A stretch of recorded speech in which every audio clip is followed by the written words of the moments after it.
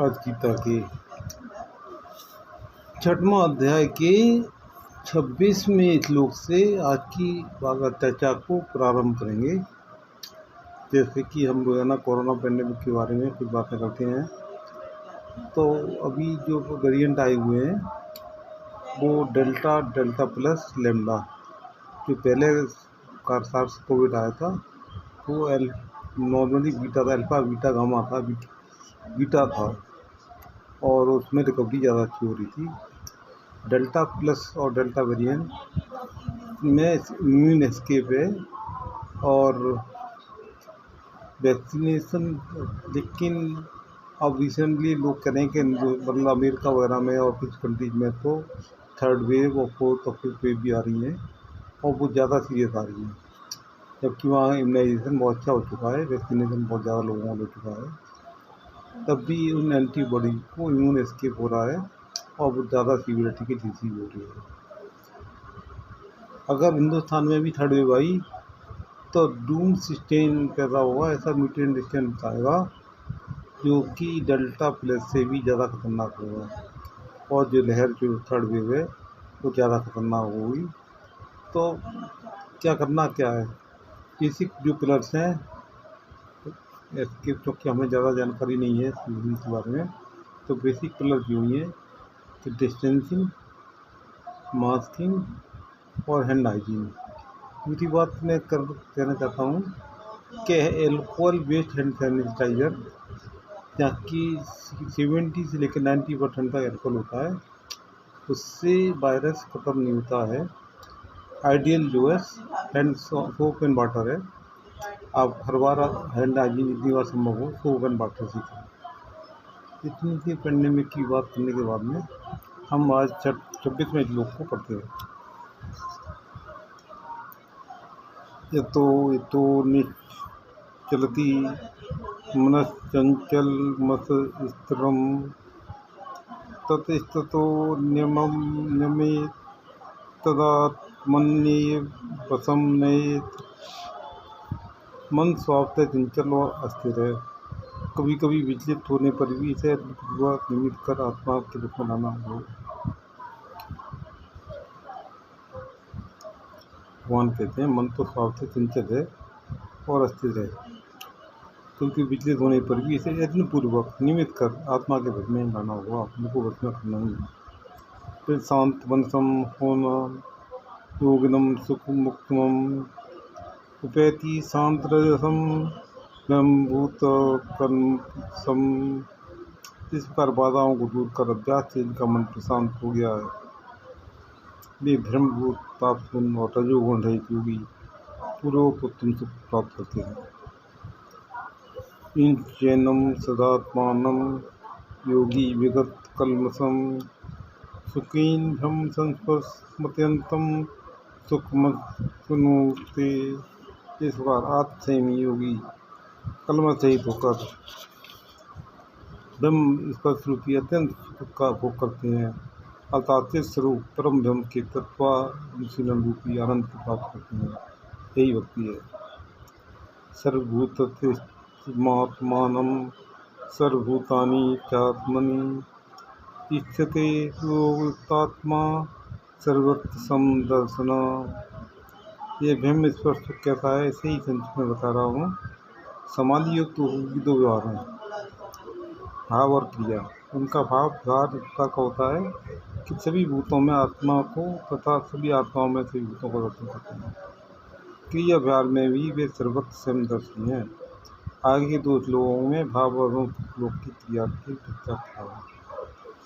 ब्रह्म स्पर्श कैसा होता है, जो समाधि की दो कार्य हैं, भाव और क्रिया। सभी भूतों में भगवान को, सब भगवान और भगवान के अंदर सभी भूतों को दर्शन करते हैं। यो मां पश्यति सर्वत्र सर्वंचि मयि पश्यन्ति तस्याहं न प्रणश्यामि सचा में प्रणश्यति। वो सर्वत्र मेरा दर्शन करते हैं और मुझ में ही समस्त वस्तुओं का दर्शन करते हैं। मैं उनका ही होता हूँ, उनका शांत गति का अतिक्रमण कर हम लोगों के बीच में उनका हूँ और वो मेरे हैं। इस प्रकार का ये संबंध उत्पन्न होता है। इस संबंध के उदय होने पर मैंने सुस्त निर्वाण रूप सर्वनाश प्रदान नहीं करता हूँ। वे मेरे दास होने के कारण और नष्ट नहीं हो सकते हैं। सर्वभूतम यो माम भजते कथमास्थिता सर्वथा वर्तमानोपि स योगी मयि वर्तते। साधन काल में योगी के लिए चतुर्भुजाकार ईश्वर का ध्यान करने के लिए बताइए। वह समाधि काल में निर्विकल्प अवस्था में परम तत्व साधन और सिद्ध कालगत देव बुद्धि से रहित होने पर वे सच्चिदानंद श्याम सुंदर मूर्ति में एकत्व होती है। जो योगी सभी भूतों में स्थित मेरा अध्ययन करते हैं अर्थात श्रवण और कीर्तन द्वारा मेरी भक्ति करते हैं। विकार काल में कर्म, विचार काल में ज्ञान और योग काल में कार्य काल में कर्म, विचार काल में ज्ञान और योग काल में समाधि का अनुष्ठान करने पर भी मुझे वर्तमान में रहते हैं अर्थात अत्यंत सामीप्य लक्षण रूपी मोक्ष प्राप्त करते हैं। इसी नारद पंचरात में इसे ही योग का उपदेश दिया गया। विकालाधन दक्षिणे कृष्णे चेतो विधाय च तन्मयो भवति क्षिप्रम जीवो ब्रह्मण योजते। अर्थात दिशा और काल आदि की सीमा के अतीत जो श्री कृष्ण मूर्ति है उसके चित्त का मनोनिवेश करने से तन्मयता द्वारा जीव का श्री कृष्ण रूप परम ब्रह्म रूप संस्पर्श सुख होता है। कृष्ण भक्ति ही योग समाधि की चरणता है। आत्मो कम्मेन सर्वत्र समम पश्यति योजना सुखम वा यदि वा दुखा सा योगी परमो मत। योगी का व्यवहार कैसा होता है बता रहा हूँ, श्रवण करो। वे ही परम योगी होते हैं जो सभी के प्रति समदृष्टि संपन्न होते हैं। समदृष्टि शब्द का तात्पर्य यह है कि व्यवहार स्थल में अन्य समस्त जीवों को अपने अपमान समझते हैं अर्थात अन्य जीवों के सुख को अपने सुख के समान समझकर और अन्य जीवों के दुख को अपने दुख के समान समझते हैं। अतः वे समस्त जीवों के सुख की निरंतर कामना करते हैं और तदनुरूप कार्य करते हैं, उसे क्रम दर्शन करते हैं। यहाँ पे समानुभूति और सहानुभूति और शब्द सब बात हो रही है। तो सभी जीवों के दुख को जो अपना दुख समझते हैं, सभी दुख के सुख को भी अपना सुख समझते हैं, ऐसे समदर्शी व्यक्ति होते हैं, योगी व्यक्ति होते हैं। यम योगिस्तवया प्रोक्ते सामीन मधुसूदना एतस्याम न पश्यामि चंचल त्वात् स्थितम स्थिराम। अर्जुन बोले मधुसूदन, आपने जिस योग का उपदेश दिया है उसे साम बुद्धि के साथ किस प्रकार स्थिर रखा जाता है यह मैं नहीं समझ पा रहा हूँ। विशेषतः शत्रु और मित्र के प्रति केवल 2-4 दिन ही समबुद्धि रखना संभव है। मेरे संभाव से युक्त तो किस प्रकार अनुचित होता है, मैं ऐसा समझने में अक्षम हूँ। चंचलम ही मना कृष्ण प्रमाति बलवत्तरम तस्याम निग्रहम मन्ये व्यास सुदुष्करम। हे कृष्ण, आपने कहा विवेक बुद्धि द्वारा चंचल मन को निमित्त करना चाहिए, किंतु मैं तो देखता हूँ मन विवेकवती बुद्धि को भी प्रकट रूप से मथने में समर्थ है। अतः वायु के समान नितांत चंचल मन को वश करना मेरे लिए अत्यंत दुष्कर हो रहा है। श्री भगवान कहते हैं असंचयम महाभाव मनोदनिग्रह चलम अभ्यासीन तू कौनते वैराग्य। श्री भगवान ने कहा महाभाव, तुमने जो कहा वह तो सत्य है, किंतु योग शास्त्र विशेष रूप से ये उपदेश देते हैं कि धीरे धीरे अभ्यास द्वारा दुनिग्रह और चंचल मन को वशीभूत किया जाता है। तो मन को वश करने के लिए अभ्यास करना है। ऐसे तात्मना योगो दुष्प्राप्ति में मति वश्यात्मना तु शक्यो बम तु मुपायता। मेरा उपदेश है कि जो वैराग्य और अभ्यास द्वारा मन को शांत करने की चेष्टा नहीं करते उनके लिए पूर्वोक्त योग कभी भी साबित नहीं होता, किंतु जो यथार्थ उपाय का अवलंबन कर मन के बस में करने का प्रयत्न करते हैं वे अवश्य योग में सिद्ध होते हैं। यथार्थ उपाय के विषय से मेरा यही कहना है कि जो भगवत दर्पित निष्काम कर्मियों द्वारा और उसके अंगीभूत मेरे ध्यानादि द्वारा चित्त को एकाग्र करने का अभ्यास करते हैं एवं साथ ही साथ जीवन निर्वाह के लिए और वैराग्य के साथ विषय को स्वीकार करते हैं, वे क्रमशः योग सिद्धि प्राप्त करते हैं। कर्मयोग द्वारा उनके अंगीभूत मेरे ध्यानादि द्वारा चित्त को एकाग्र करने प्रभु का ध्यान करें और कर्मयोग करें, साथ वैराग्य के साथ विषय को स्वीकार, मतलब उसमें बहुत ही लगा है कि ध्यान के साथ में अगर आप सेक्स करें तो सेक्स से मुक्त हो जाएंगे। तो आप एक बार एक ध्यान के साथ में सेक्स करने से आप हमेशा के लिए सेक्स से मुक्त हो सकते हैं।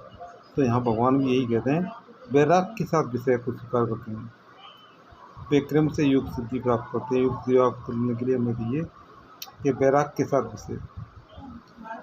अर्जुन उवाच यैति सद्योपेतो योगात् लिट् मानसा अप्राप्य योग संसिद्धि काम गति कृष्ण गच्छति।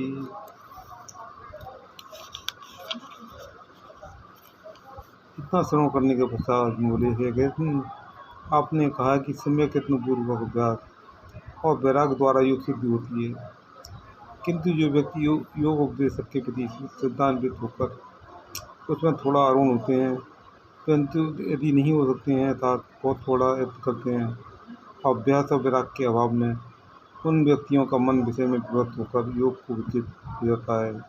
ऐसे लोगों की क्या गति होती है। कच्चिन्नो भयविभ्रष्ट शिक्षणा धर्मी नश्यति अप्रतिष्ठो महाभावो विमलो ब्राह्मणापति। सकाम कर्म त्याग के बिना योग चेष्टा नहीं होती है। मूल व्यक्तियों के लिए सकाम मार्ग ही सुख करता ही है, क्योंकि इसके द्वारा लोक का सुख और पुण्य द्वारा पुण्यलोक में सर्वाधि प्राप्त होते हैं। सकाम कर्म सुनता ही है, सकाम कर्म मार्ग इस लोक का सुख कुछ मार्ग में मिलेगा और पुण्य के द्वारा परलोक में सर्वाधि की प्राप्ति होगी। योग में प्रवृत्त होने पर उसका यह सकाम कर्म दूर हो जाता है, किंतु पूर्वोक्त कारणों से अभ्यास वैराग्य एवं यत्न के अभाव में इन योग की सिद्धि नहीं होती है। अतः वे ब्रह्म प्राप्ति के पद में मूल होकर पद पर अप्रतिष्ठित हो जाते हैं।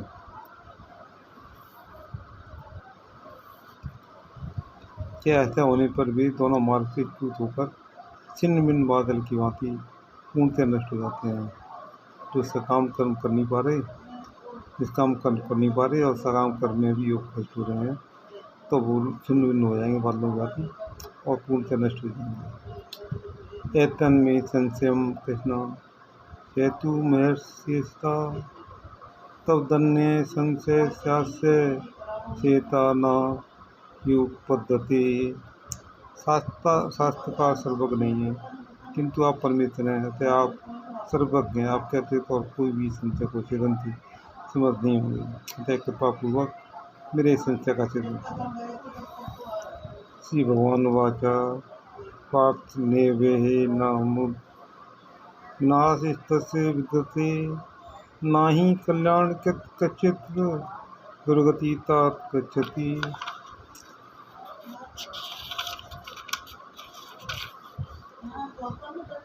श्री भगवान ने कहा पास वर्तमान में या प्रवृत्ति काल में योग का अनुष्ठान करने वाले का कभी भी विनाश नहीं होता है। कल्याण पापक योगानुष्ठाता की कभी दुर्गति नहीं होती है।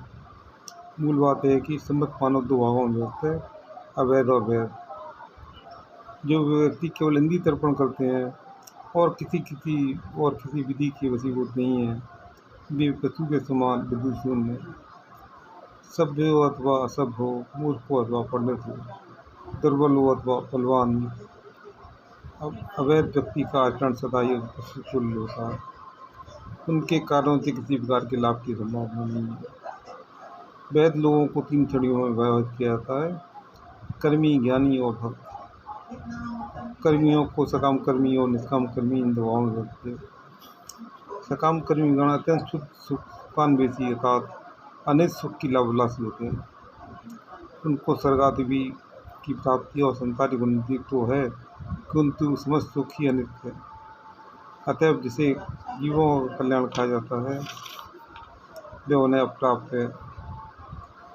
जड़ से छुटकारा पाने के बाद नित्यानंद का लाभ ही जीवों का कल्याण है। अतः जिस पर में उस नित्यानंद की प्राप्ति नहीं है वे पर भी निरर्थक है। कर्म कांड में जब उस नित्यानंद की प्राप्ति का उद्देश्य होता है तभी कर्म को कर्मयोग कहते हैं। कर्मयोग द्वारा चित्त शुद्धि, उसकी पश्चात ज्ञान प्राप्ति, तदंतर ध्यान योग और चूड़ांत में भक्ति योग प्राप्त होता है। सबसे पहले होगी चित्त शुद्धि, उसके बाद ज्ञान प्राप्ति, फिर ध्यान योग और अंत में भक्ति योग प्राप्ति। सकाम कर्म में जो समस्त आत्मों का परित्याग कर क्लेश स्वीकार करने का विधान है, उसके द्वारा कर्मी को भी तपस्वी कहा जाता है।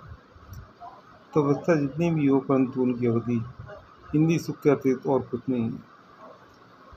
असुर गण तपस्या के द्वारा फल प्राप्त कर इंद्रिय तर्पण ही करते हैं। इंद्रिय तर्पण रूपी सीमा का अतिक्रम करने पर सहजी जीवों का कल्याण उद्देश्य कर्मयोग का आगमन होता है। तो इस कर्मयोग में स्थित ध्यान योगी और या ज्ञान योगी अधिकांश से कल्याणकारी होते हैं। सकाम कर्म से जीवों को जो कुछ प्राप्त होता है, अष्टांग योग की सभी अवस्थाओं का फल उससे श्रेष्ठ होता है। सकाम कर्म से तो अष्टांग कर्म श्रेष्ठ है। प्राप्त पुण्य कर्ता लोकानुचित्वा शाश्वती समा सचीनाम श्रीमताम गेहे योग भ्रष्टो जायते। जो व्यक्ति अष्टांग योग में भी व्यस्त होते हैं उन्हें 2 श्रेणी में विभक्त किया जाता है: अल्प कालाभ्यास योग भ्रष्ट तथा चिर कालाभ्यास योग भ्रष्ट। योगी अल्प अभ्यास के बाद ही योग भ्रष्ट होते हैं। वे सकाम पुण्यवानों के प्राप्त शुरुआती युगों में बहुत समय तक, खासकर सदाचारी ब्राह्मणों घर में अथवा सीमान धनिक आदि के घर में जन्म होते हैं। जो योगी सकाम पुण्यवानों में प्राप्त शुरुआती लोगों में बहुत समय तक, खासकर सदाचारी ब्राह्मणों के घर में अथवा सीमान धनिक बनकादी घर में जन्म होते हैं। अगर आप योग करते हैं और उसके बाद में भी आप थोड़ा समय के बाद योग भ्रष्ट हो जाते हैं तो आप अच्छे परिवार में जन्म लेंगे।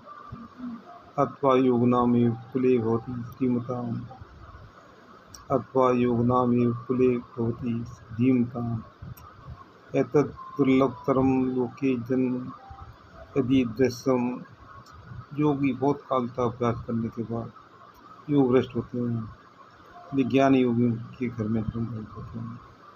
इस प्रकार अच्छे कुल में जन्म ग्रहण करना ही दुर्लभता जानो, क्योंकि वहाँ जन्म ग्रहण करने से प्रथम अवस्था में उच्च संघ के कारण सहज जीव की अधिक उन्नति संभव है।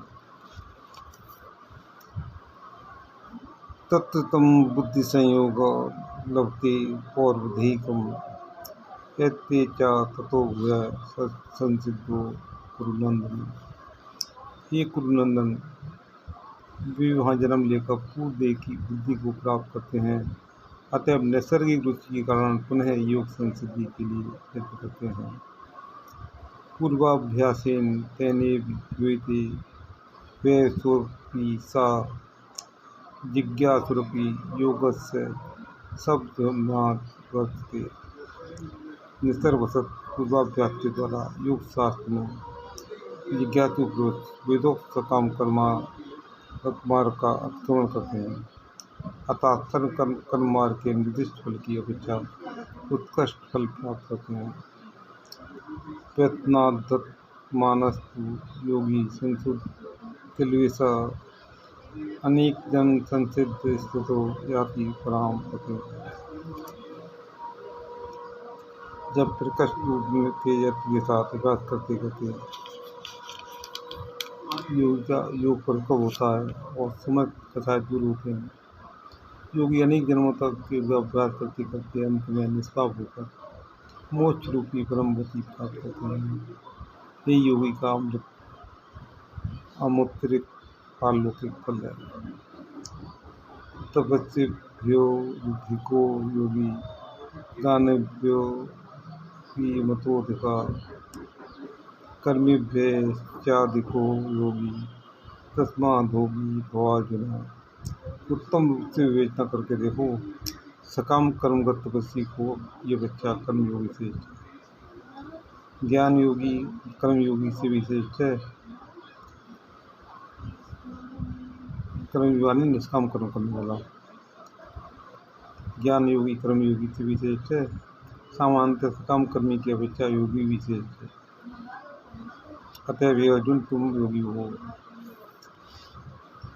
निष्काम कर्म करने से योगी बनेगा। निष्काम कर्म योगी माने योगी, तो सकाम कर्मी से निष्काम कर्मी योगी से। योग नाम अपि सर्वेशा मद्गदे नात्मना सिद्धावान भजते यो माम समे युक्तमो मता। जितने भी प्रकार के योगी हैं सबकी अपेक्षा भक्ति योग के अनुष्ठाता योगी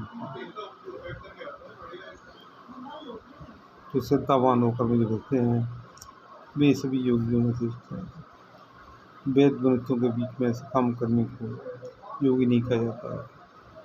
निष्काम कर्मी ज्ञानी अष्टांग योगी और भक्ति योग का ये सभी योगी हैं। वस्तुतः योग एक ही है, दो नहीं। योग एक सोपान में मार्ग तो मार्ग का आश्रय कर जीव ब्रह्म तत्व को अवरुद्ध देते हैं। निष्काम कर्म योग इस सोपान का प्रथम क्रम है। इसके ज्ञान और वैराग्य से होने पर ज्ञान योग इसका द्वितीय क्रम बनता है और उसमें पुनः ईश्वर चिंता रूप ज्ञान के संयुक्त होने पर अष्टांग योग रूप का तृतीय क्रम बनता है और तृतीय क्रम में बहुत वृत्ति संयुक्त होने पर भक्ति योग चतुर्थ क्रम बनता है। तो सकाम कर्म, उसके बाद निष्काम कर्म, फिर ज्ञान योग, अष्टांग योग और भक्ति योग। इन समस्त कर्मों में संयुक्त होने से जो सोपान बनता है उसी का नाम योग है। इसी योग की व्याख्या स्पष्ट रूप से करने के लिए खंडित योगों का उल्लेख करना पड़ता है। नित्य कल्याणी जिनका उद्देश्य है वे वियोग का ही अवलंबन करते हैं, किंतु प्रत्येक क्रम में उन्नत होने पर सर्वप्रथम इस क्रम में निष्ठा होते हैं। अंत में इस क्रम का परित्याग कर ऊपर के क्रम में प्रवेश करने के लिए पिछले कर्म की निष्ठा का परित्याग करते हैं, जो कि किसी एक क्रम विशेष में आबद्ध रहते हैं। इस क्रम के नाम से संयुक्त वक्रखंड योग में ही उसकी प्रतिष्ठा है। इसलिए कोई कर्म योगी, कोई ज्ञान योगी, कोई अष्टांग योगी, कोई भक्ति योगी की नाम से परिचित होते हैं। अतः पाठ केवल मेरी भक्ति करना ही जिनका चरम उद्देश्य है, पर तीनों प्रकार के योगियों से श्रेष्ठ है। तुम वही योगी अर्थात भक्ति योगी है।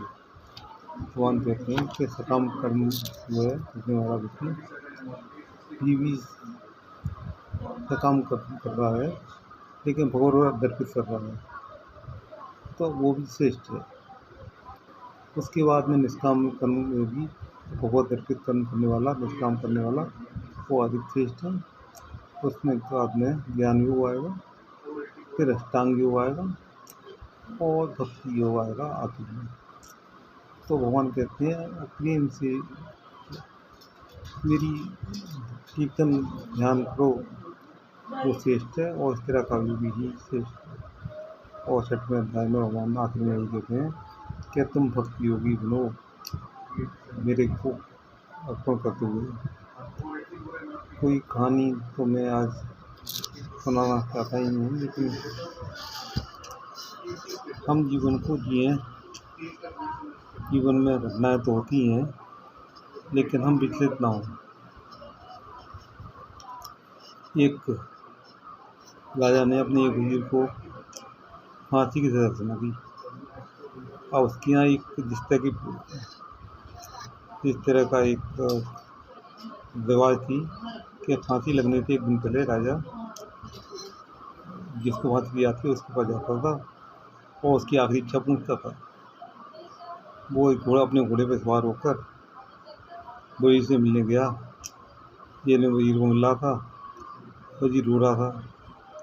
तो राजा ने उससे कहा, भैया तुम तो बहुत बहादुर व्यक्ति हो, तुमने बहुत सारे युद्ध जीते हैं, तुम इतनी छोटी छोटी बात रोकते हो,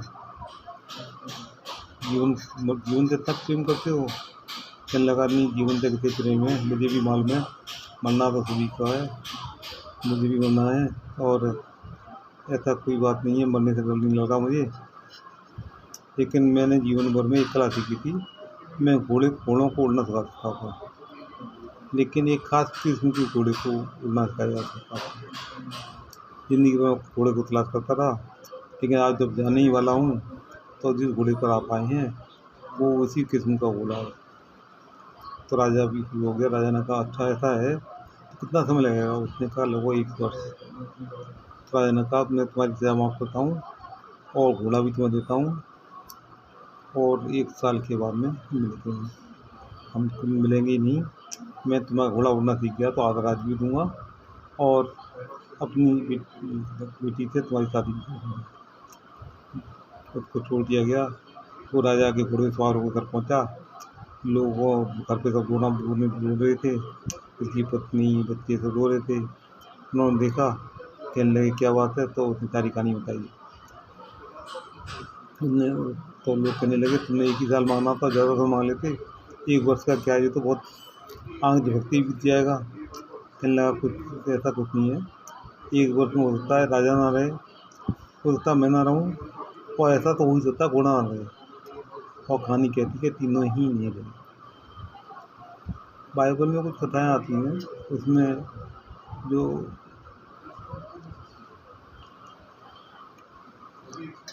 जो व्यभिचारिणी है उसको पत्थरों से मारने की सजा सुनाई जाती है। तो बहुत से लोग खड़े थे, एक व्यभिचारिणी को पकड़ लाए थे फिर उसको और पत्थर मार रहे थे। ईसा मसीह उधर से दे रहे थे।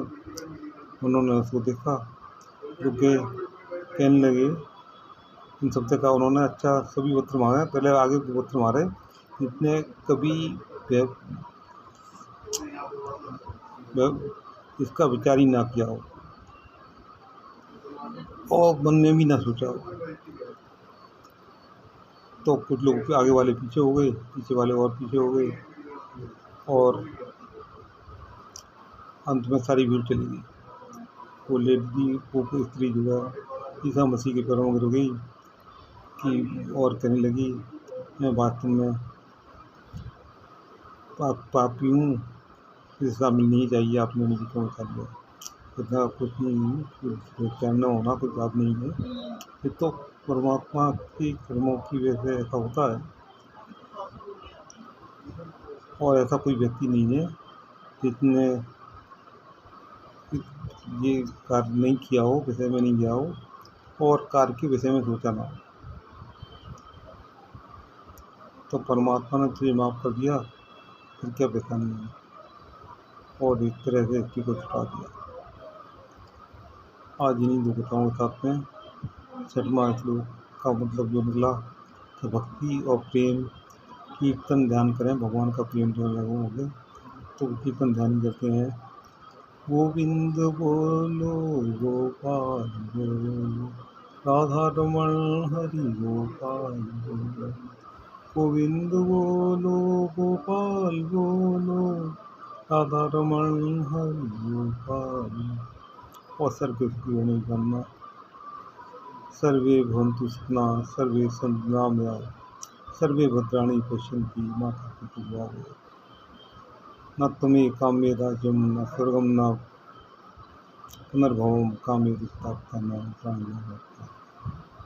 आज